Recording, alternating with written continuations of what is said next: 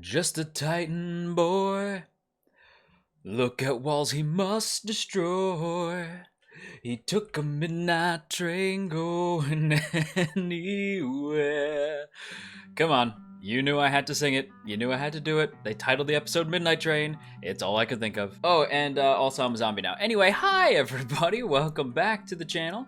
Welcome back to another one of our weekly Attack on Titan Season 2 discussion videos. Today we're talking all about Episode 2, Midnight Train. But before we do, quick reminder if you haven't done so yet, to hit that subscribe button, ring that bell, set notifications to all, let all of AniTube know that you're here. And with that said, what do you say we go ahead and dig right into it? Honestly, I want to start by talking about Reiner. I probably made him the thumbnail. He's definitely the most interesting character this week. And apparently him and Gabby are cousins. I was not aware of that. They kind of addressed that this week. That's cool. If that was made, like, if we did find that out last week, I don't remember, but it's kind of cool. That said, in order to talk about Reiner, I am gonna specifically talk about who he reminds me of, and there's some potential spoilers here for a character in Final Fantasy VII Remake. If you heard that and you've played Final Fantasy VII before, you already know where I'm going with this. Potentially, but Reiner is reminding me of a certain character about that from that series, but it's from like the later half of Final Fantasy VII, the stuff that hasn't been addressed in Remake. So fair warning, here's your spoiler warning. 3, 2, 1. Reiner reminds me a lot of Cloud right now. Like, he reminds me an awful lot of Cloud Strife. In particular, how he sort of like takes on Zack's sort of life, like with the whole soldier type of deal, and sort of taking on certain characteristics and traits of Zack, as well as like taking on his identity as his own, as a coping mechanism for dealing with a traumatic situation. And it really, like, I get that a lot from Reiner, like a lot. And y'all know me, I'm a big Final Fantasy VII dork, so yeah, I'm here for that. And that said, though, I should note that it is still like surprising that Reiner has this, that Reiner's whole soldier thing. I guess I kind of knew that, like, it was a front, because we did address that, like, Reiner, like that Bert had said that Reiner's kind of shaken up, like Reiner's like weird now, like Reiner's not himself anymore, and that Bert was like addressing like the Reiner that we knew, which he says is like not the same dude. And as we find out from Galliard later, and I'll get to him. Oh, trust me, I have some things I want to talk about in regards to Galliard. I loved you, man. What have you done? But yeah, the whole soldier dynamic was Galliard's brother, which is the dude who died saving Reiner way back. So it's like, oh shit, we're really tying this all in together. Like, it does feel this season like all the loose threads are coming together and weaving this big tapestry. And we're only on episode 2, so I can't even imagine what's going to happen by the time we actually get back to Paradise Island and see what the hell's going on. Like, just the fact that already it feels as though we're learning so much about these characters and how they tie in, and how seemingly like all these different people and relationships and moments and everything are sort of like weaving together in this really, as I said, just this like really beautiful tapestry. And I'm ultimately like super excited to see how Isayama's gonna like tie it all together. I'm very, very curious.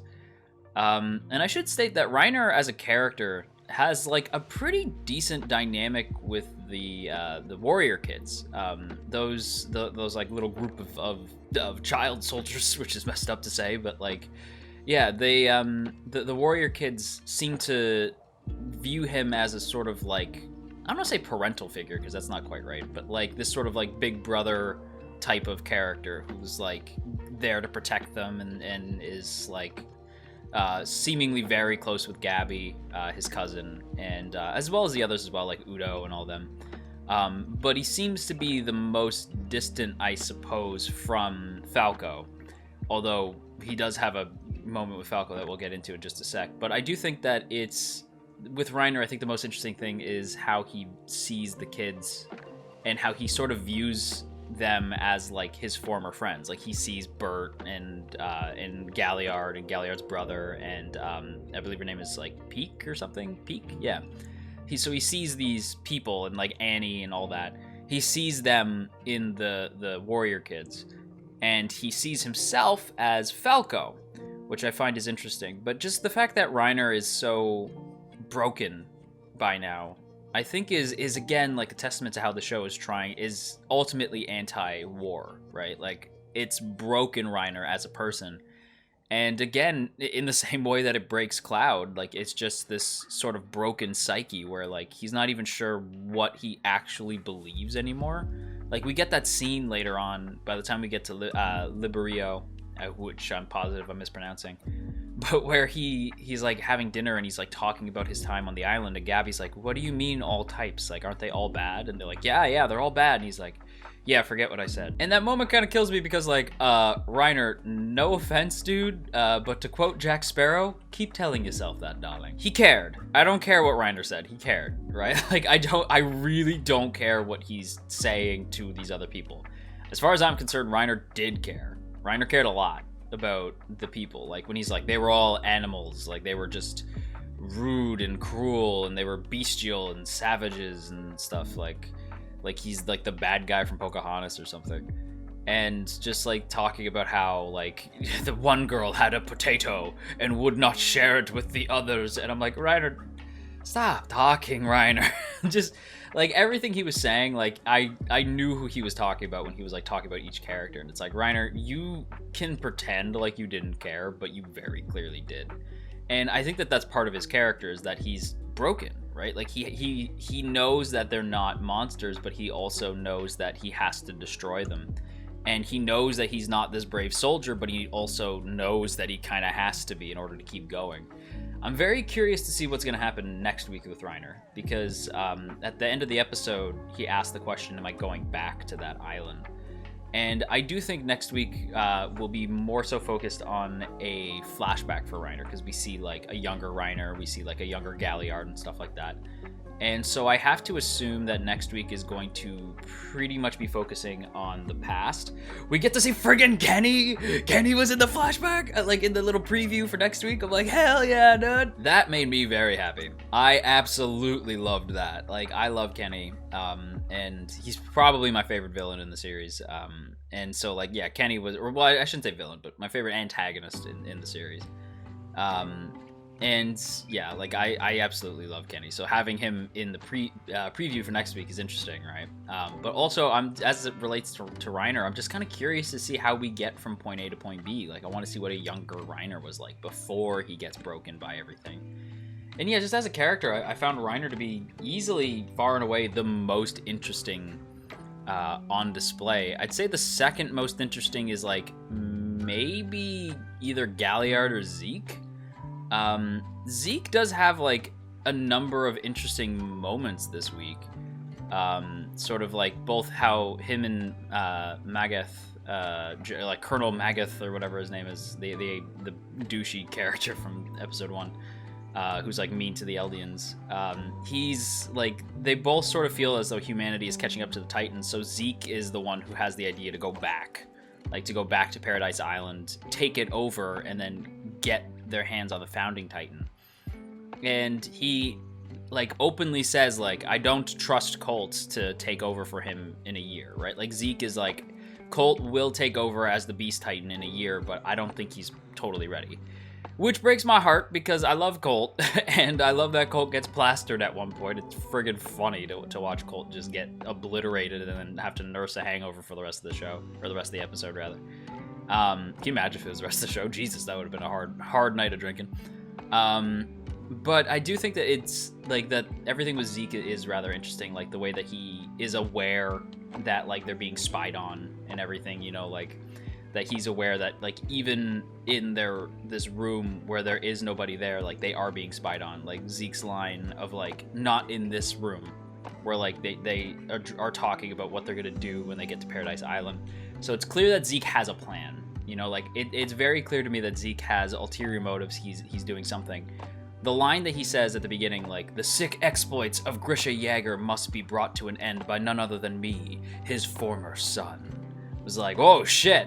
I don't remember if that's been talked about by now or not, in terms of like the actual anime, because yeah, this is like one of the things that I know about the series, and I knew from like season 2, like that like there's this guy named Zeke. He's Grisha's other kid. He's Aaron's like brother kind of. So like I knew about this. So I don't really remember if this was ever addressed in the show or not by now. So if this was supposed to be the big moment where it's like, aha, like doesn't have any weight to it because manga fans spoiled it. But if not, then I don't know. I forget little things like that all the time. So I wasn't super sure if they like have already said that Zeke is Grisha's kid or not. But still, it adds like an interesting dynamic to the character. It also makes me wonder if he's okay, so with Zeke, I'm wondering if he's realizing like, okay, I tried the aggressive approach and it didn't work, so maybe if I just talk to Aaron, you know what I mean? Like, but I don't even know what they're doing right now, right? Like, we don't even know what's up with Paradise Island. We don't know what our main crew are up to, so like, I don't know if talking would even really work right now. I have no idea. The other character that I want to talk about this week is Galliard. Fuck you, Galliard! Screw you and the horse you rode in on! You did not just eat! You did not eat! My girl, Ymir! How dare you! How dare you! I trusted you! I trusted you! I believed in you! We all believed in you! How dare you! How dare you, sir! How dare you, sir! My girl! My precious Ymir! I knew this was gonna happen! But screw you, dude! Screw you, dude! I'm like, oh, man. I knew, like, we all knew that Ymir was toast, and, like, thankfully we didn't have to watch it happen, but, like, yeah, Galliard saying, like, yeah, like, I inherited her memories, and I saw what you were like there, and you were pretending to be my brother and all this stuff. Galliard is, listen, am I pissed that he is responsible for the death of one of my favorite characters in the show? Yeah, I'm pissed. Does it mean that I don't like him as a character? No. Right? Like, I think he's interesting. I still think he's an interesting character. It sucks that he kills Ymir. But we already, like, the way that Ymir was acting in that moment, I'm like, okay, like, she was done. So, like, whatever, fair enough, I guess. But, like, it's still sad, because I like Ymir, and I wanted her to end up with Historia, because the ship is real, but it be like that sometimes, so, like, alright, whatever. And, yeah, like, the fact that the Jaw Titan, I was like, oh, I'm stupid. Like, I literally, like, just because he looks so much different to, like, Ymir's Titan, that I was like, oh, is that what is that it? Oh, okay, I really didn't connect the dots on that one. So, yeah, he's the Jaw Titan. He's using Ymir's Titan power, that he inherited, but that she inherited from his brother, which is like, oh, shit. Like, so I guess he's just taking it back in a weird way. But yeah, Galliard's dynamic with Reiner, I think, is the most intriguing, and I think we'll likely get into more next week. And another cool thing too that I should address is Peak. I don't know who Peak is supposed to be, like which Titan she's supposed to be. I don't know if they said or not. Is she like? Comments, let me know. Like, I'm a little unclear. I feel stupid that I don't know, but I wasn't sure who Peaks, the black-haired girl, who her Titan was supposed to be. But yeah, let me know. But yeah, I like Galliard's dynamic with her as well. Like, it's a lot softer, so you could tell it's not that he's constantly aggressive to everybody. Like, he does have dynamics with the other characters that are more pleasant and fun, but with Reiner, he very clearly blames Reiner for what happened to his brother. And he saw the way that Reiner acted during his time, you know, on Paradise Island with Bert. So, like, he knows that, like, Reiner was, like, acting like his brother. And before they can really get into it, that's when Peak shows up. So I do think Galliard and Reiner must have, like, some pretty heated rivalry of some kind. And I am excited to see where they go with that. Like, honestly, all the character stuff this week is brilliant. I should also talk about Liberio, like, just very quickly. I'll leave the Galliard screenshot up because I'm going to talk about this very quick. But the happy reunions are great and everything. Like, it was nice to see everybody like reunited and happy with their family, and the city itself looked nice from the station.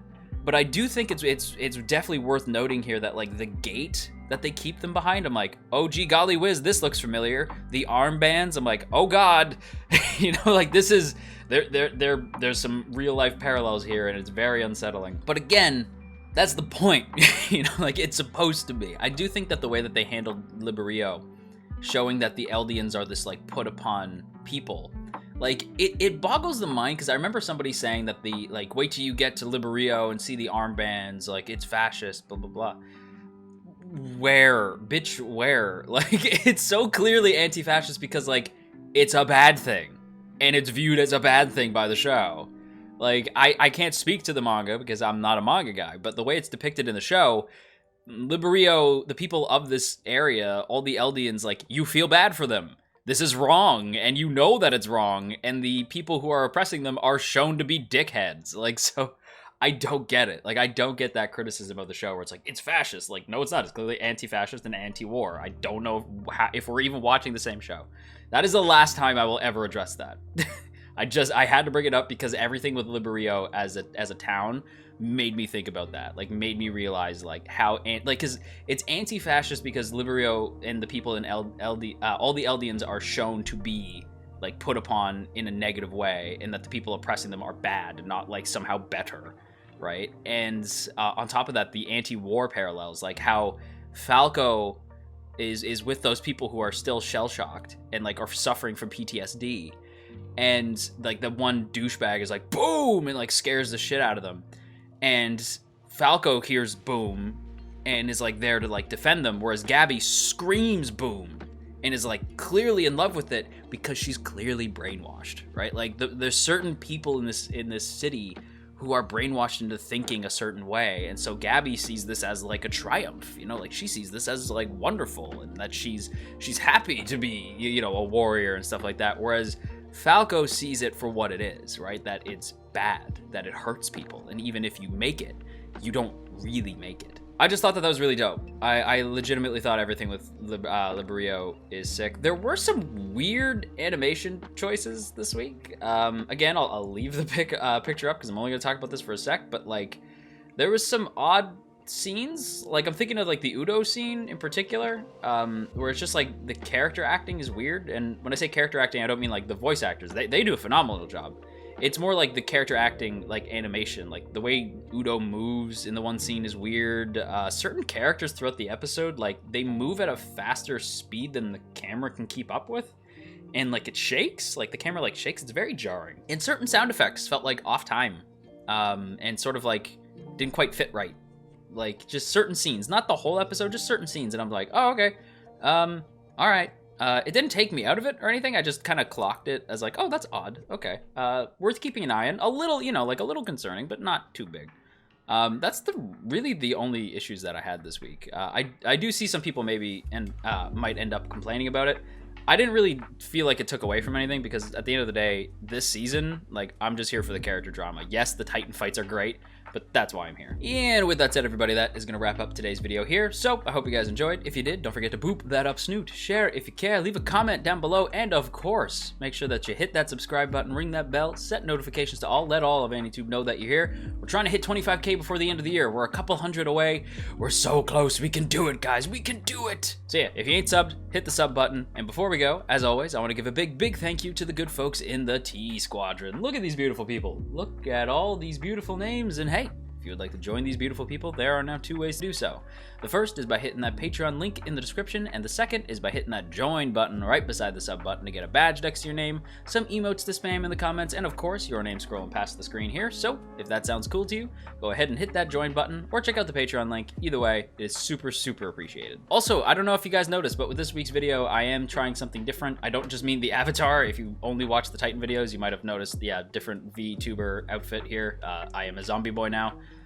Go check out the second channel. I explain everything on the second channel, or you can check out the Twitch page for a brief explanation of why I'm a zombie now. But I'm trying to blend the old style with the new style, since I just figured, like, since some people complain, which, like, by the way, I'm not changing my content specifically. I love the VTuber thing, so I'm gonna stick with it. But I figured, yeah, sure, maybe I'll blend my old style with the new style. Just trying it out. Want to see how it works. So hopefully it worked out well. But yeah, until next time, you stay classy, YouTube, and you wash your dang hands.